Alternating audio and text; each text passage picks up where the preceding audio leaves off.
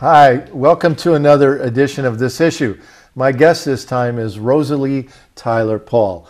Rosalie, you're from Brunswick. I am. And you're a member of the local peace group called Peace Works. I am. Welcome to the show. Thank you, Bruce. It's great to have you here. You've been here before a couple times. I have. Over the years. I have. Over many years. I remember talking about counter-recruitment work in the high schools with you one time. You remember we started this show in 2003, and now we're in 2017. So we're moving on 14 years. That's a long time. That's a long time. It's a good thing to be doing for this community. Great to have you back. Thanks. Tell us a bit about yourself to start. I'm a retired high school art teacher, school administrator a little bit, but I love teaching art to students. And what a wonderful place to meet with them, where they're feeling a little angst about the world, and you get to tell them how to do that with colors and shapes and composition on the page, or sculpture. It's just been a great way to spend my middle years. Where did you teach I taught at North Yarmouth Academy and also at Waynfleet. And I never taught in the public schools because I went and got my college degree sufficiently late in life, like not till I was 30-ish. And I said, I'm not taking any more courses that would be required for a public school certification. So I taught where I could, and I loved it. Good. That was wonderful fun. And how did you get started as a political activist? Well, that I did much earlier. I was in a movie theater. My parents took me to, may have been the first movie I was ever taken to. I think it was Cowboys and Indians. And at some point, I leaned forward and spoke in, I think, a much too loud voice. It was when I saw the arrows flying and the guns firing and horses falling down. That really was what got me. And I said, why don't those two guys who are mad at each other figure it out and leave the rest of us and the horses out of it? And my parents were really, I think, embarrassed. And I guess I went home and didn't see the rest of the movie. But that's just the way I feel now. If we're talking about resolving conflicts with violence, then let's see, if you have a conflict, work on it with somebody, but leave the rest of us out of it. So that got me going. But they don't seem to do that, do they? They don't do that. That's not what they want to do. So that's why you're involved in these things. I have to just try, We are taping this the day before our new president, Donald Trump, will be inaugurated. Give me your reaction to this inauguration of Donald Trump as President of the United States. For me, it's really devastating to see that our country understands so little about what it really needs. I don't know that it needed Hillary Clinton either. Back in my view, we didn't need Hillary Clinton, but I don't believe we need Donald Trump. I think we need someone with kindness and tremendous experience at working with people and a really clear sense of what the world needs at this time. And he doesn't have that, in my view. Why do you think he was elected? His supporters, what do you think they were saying to the country when they voted for him? I think that there's a huge disillusionment with the status quo, with the way our government's been for the last many, many years, but certainly the last 40 years. Increasing sense of corporate ownership of everything and presidents dancing to the tune of the corporate interests. Increasing numbers of wars and manipulation of our fears. And I think people thought almost any alternative would be at least shaking things up and might be a good change. And do you think things are going to get shooken up now? I'm feeling a little shooken up. I think we need to see what the Republican Congress can make of Mr. Trump's promises. I pray heaven they'll hold him back from nuclear Armageddon. I pray heaven they'll hold him back from all kinds of things that are going to be devastating to the climate and the people. Now, I know you've been involved locally in Brunswick in some recent meetings. There have been some new groups created.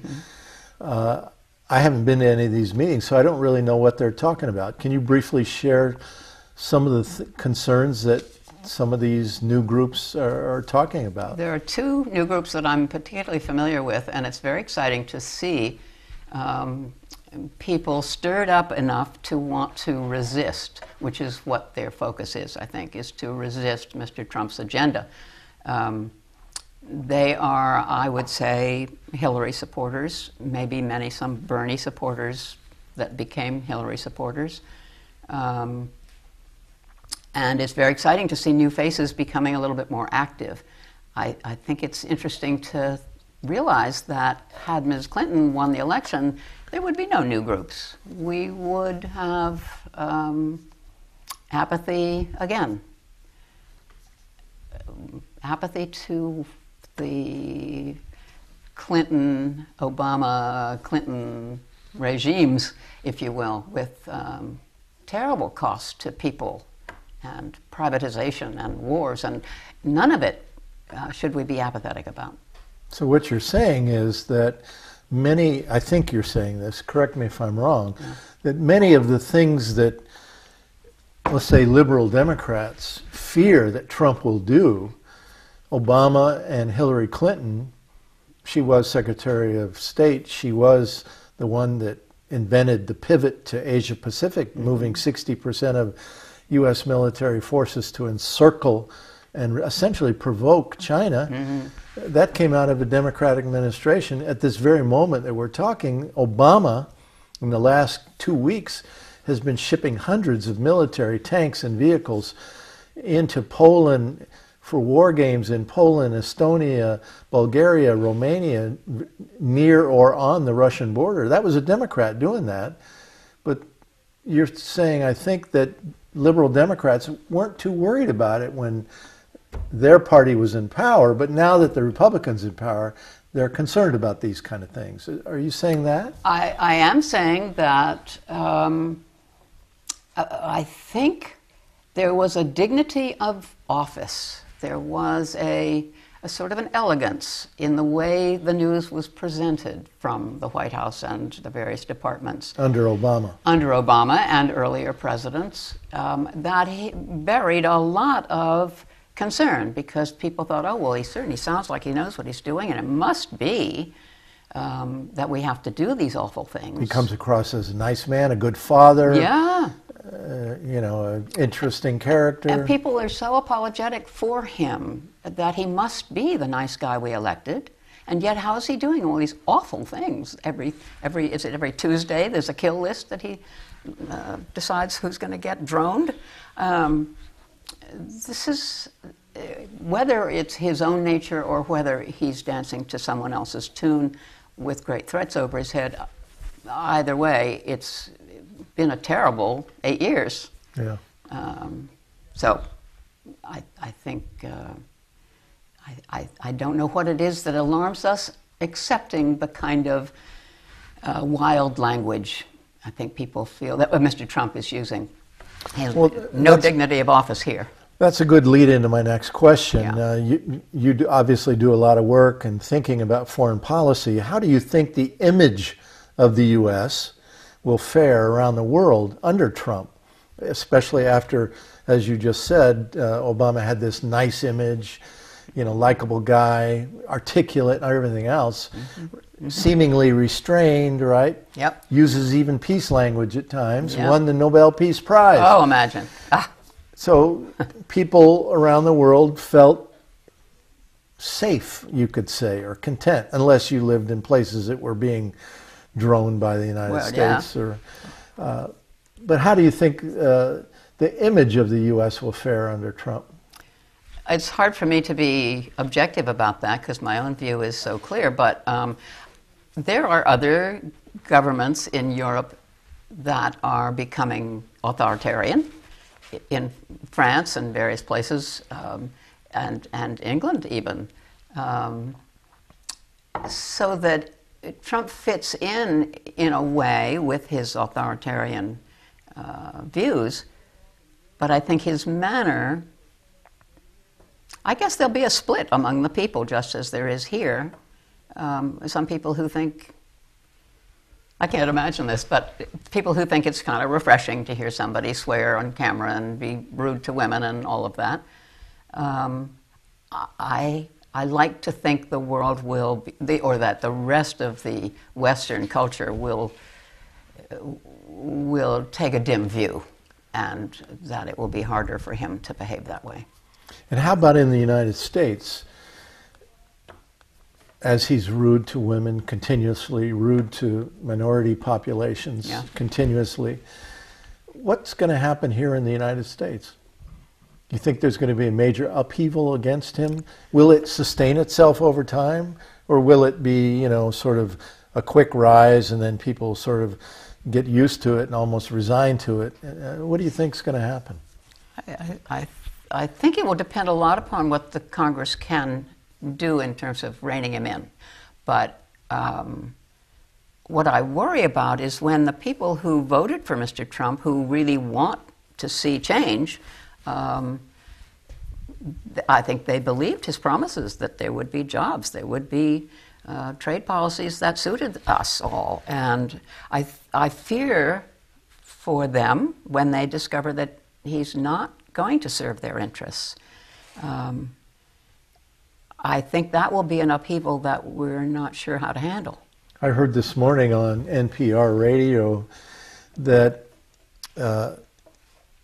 while his Secretary of Treasury designate has been on television saying that the tax cuts that they want to do will be for the lower end of the scale, for poor people and working class people, that in truth the tax cuts are going to be predominantly for the wealthiest, and that the people at the bottom, in fact, will see tax increases.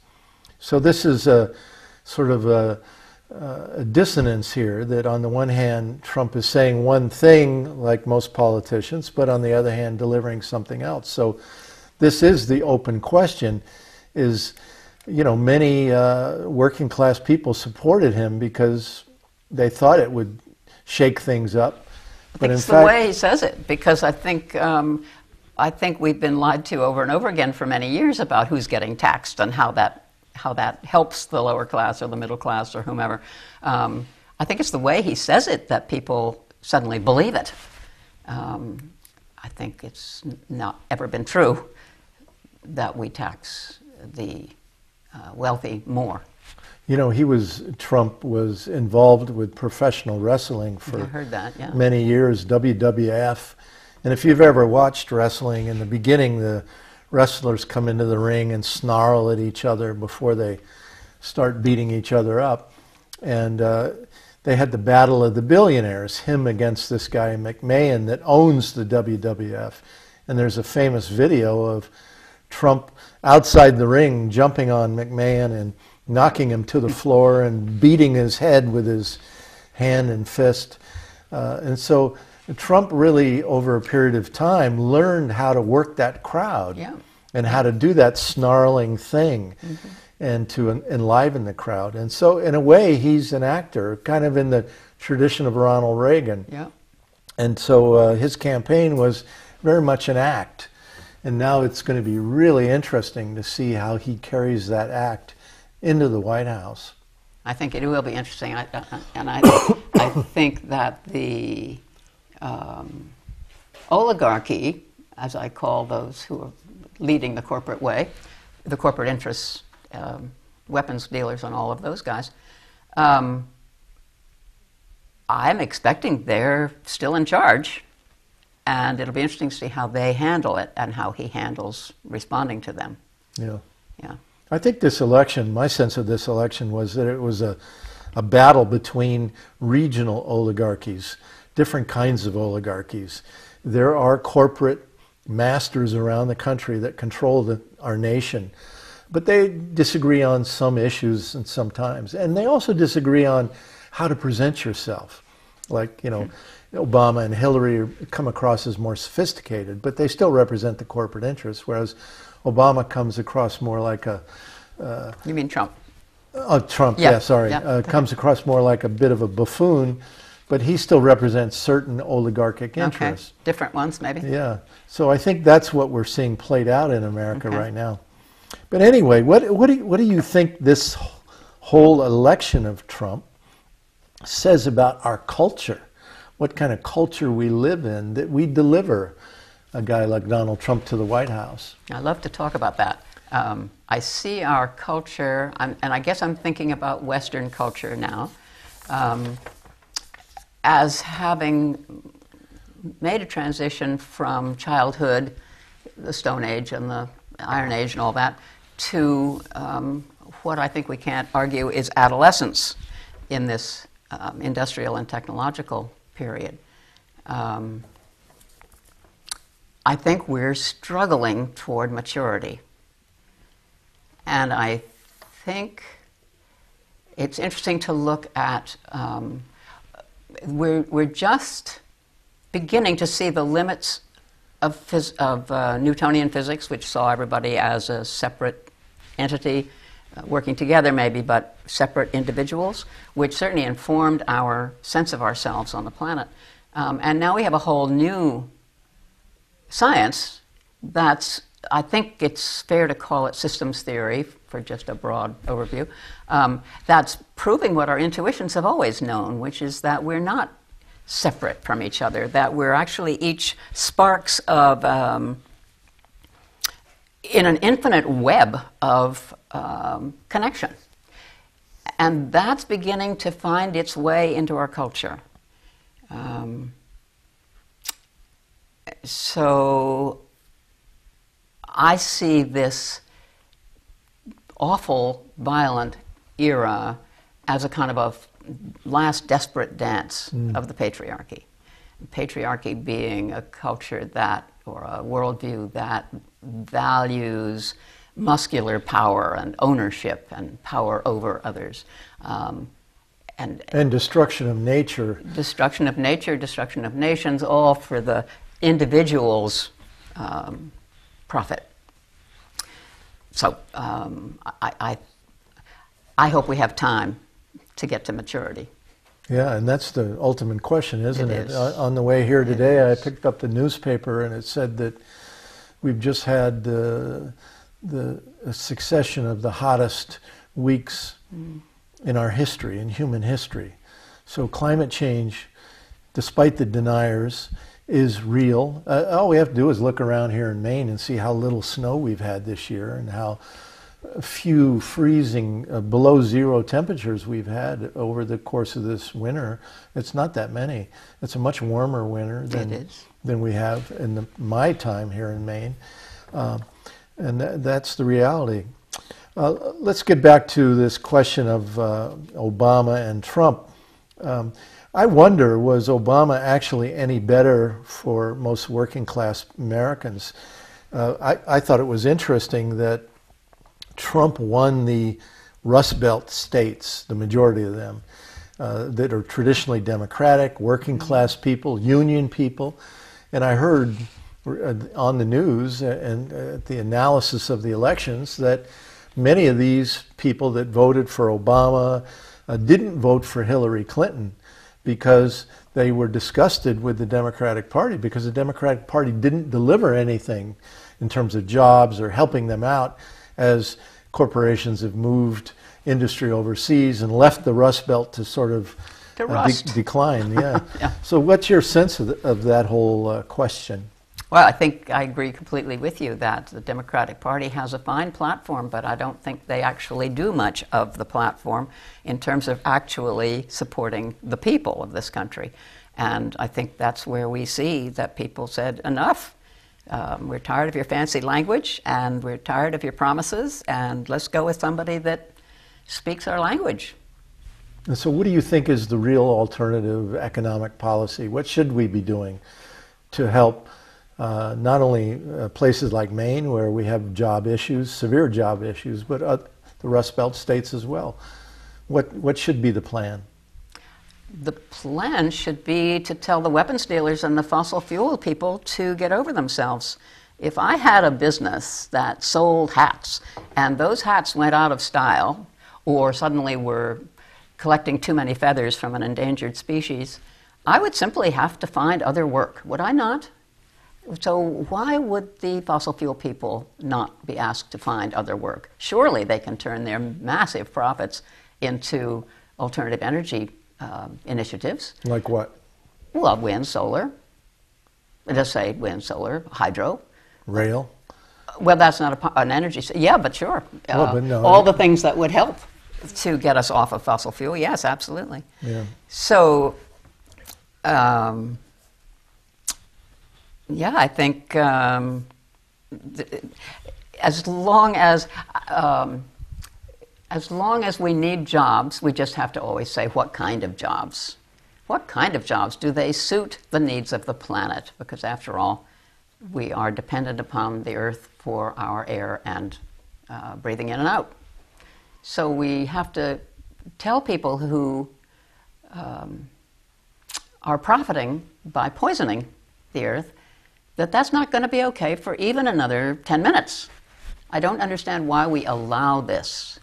A lot of people who speak with big vocabularies, who seem to know that we have global warming, we have a problem, but continue to look for fossil fuel sources. I think Angus King is one of those. I don't understand why we don't just say, stop it now. So, and you think the public, the people, would be thinking about the future generations, their children and grandchildren, and how we're putting them at risk because we allow this stuff to continue, that we're not more vocal, we're not more demanding. I don't understand it. One of the things about human beings that's too bad is that we're very vulnerable to having our fears manipulated. We have deep-seated fears of not fitting in and not winning in this culture. And those people who have the financial power manipulate our fears. So, Rosie, we all make assumptions about life. Many Americans think we live in a democracy, which I don't think we do. The classic definition, Mussolini's definition of fascism, was the wedding of corporations and government. And I believe that's what we have today. And whether they're Republicans or Democrats, I think we've had for some time now a fascist government in America, the wedding of corporations and government. Many Americans think our nation is the shining light on the hill, delivering peace and freedom around the world with our offensive military. And we all hope our children will have a decent future. Do you think our present assumptions about ourselves in America are mistaken? Yes. When you say ourselves, as I feel you're talking about the individual people, or we're talking about the whole culture, I think you're right, certainly, that that we are certainly not a democracy. And if Mussolini's definition of fascism is correct, we're certainly there. And I think laws have been passed little by little that make it more and more difficult for people to object. So I think it's a very frightening time in that way. We're certainly, I think, not the shining example. I think we're the desperate dance of the patriarchy. Desperate dance. Yep. Kind of like wild, frantic searching for keeping power. It's very sad. Donald Trump's going to fix it for us. Yeah. Well, with all this insanity, I can understand why many people get depressed, discouraged, believe, as my mother used to say, you can't beat City Hall. But I was stubborn enough, and maybe stupid enough, that I keep trying. Mm-hmm. What is it about you that keeps you going? Why don't you just give up?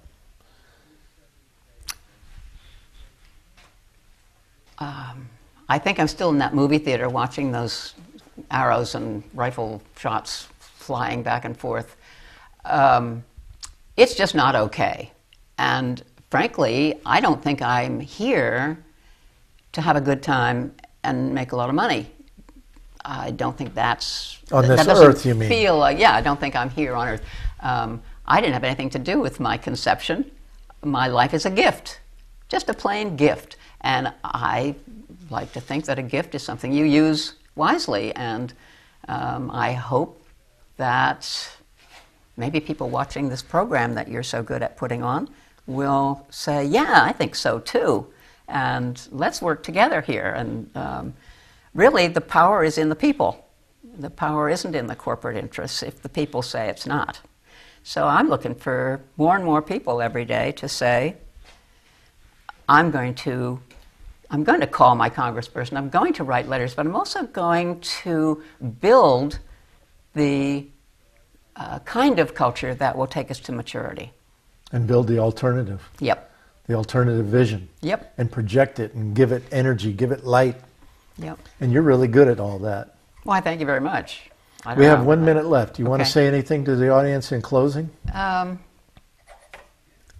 want to just urge us all to find some quiet so that we can really feel the way we're connected. I think the best way for me is to sit on the beach and have the waves come in like that. That's when I feel that I'm part of something wonderful, that I can't just let it go, and we all need to find some quiet so we can get to that place. Well, Rosalie, Tyler, Paul, thank you very much for Gagnon? Yeah. coming on the show and for Thanks a your lot. wonderful, wonderful contribution to the peace community Thank in the state of Maine. And thank you for watching another edition of This Issue. Until next time, good luck to you all, and please, now more than ever, get organized.